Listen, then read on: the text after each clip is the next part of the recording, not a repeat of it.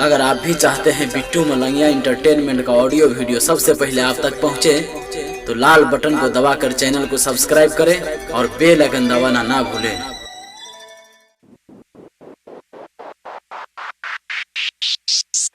अभी अहाँ सब सुने छी जय माँ दुर्गा म्यूजिक की प्रस्तुति खजोली बाजार। डीजे राहुल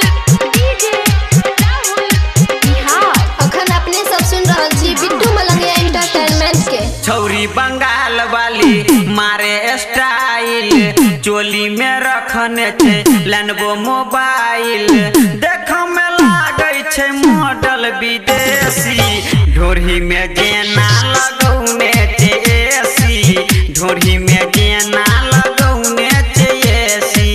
छौरी बंगाल वाली मारे स्टाइल, चोली में रखने छे लेनवो मोबाइल, देख में लागे छे मॉडल विदेशी, ढोरी में जेना लगौने छे एसी, ढोरी में जेना लगौने छे एसी।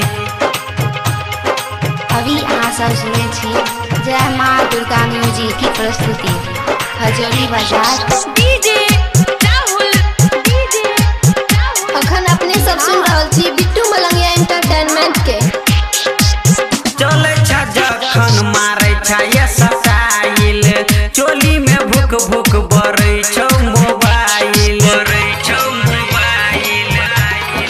हाँ हाँ चले छा जखन मारे छा ये स्टाइल, चोली में भुक भुक बरै छौ मोबाइल, बड़ नीक लागै छौ अखिया के कजरा, ठोरक लाली गई लागै छौ तगरा, चेहरा पर लाइटी मारै छौ गे बेसी, ढोरी में जेना लगौने छे एसी, ढोरी में जेना लगौने छे एसी।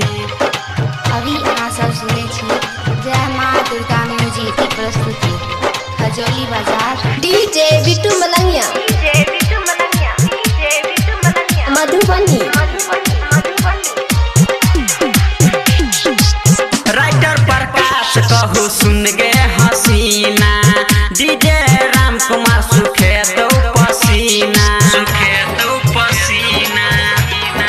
हाँ हाँ राइटर प्रकाश कहू सुन गे हसीना, डीजे चंदेश्वर सुखे दो पसीना, डीजे राहुल के तू जै छेला चांस गे, राजनगर मंदिर पकेला रोमांस गे, गायक राम कुमार ले तो चुमा बेसी, ढोरी में जेना लगौने छे एसी, ढोरी में जेना लगौने छे एसी।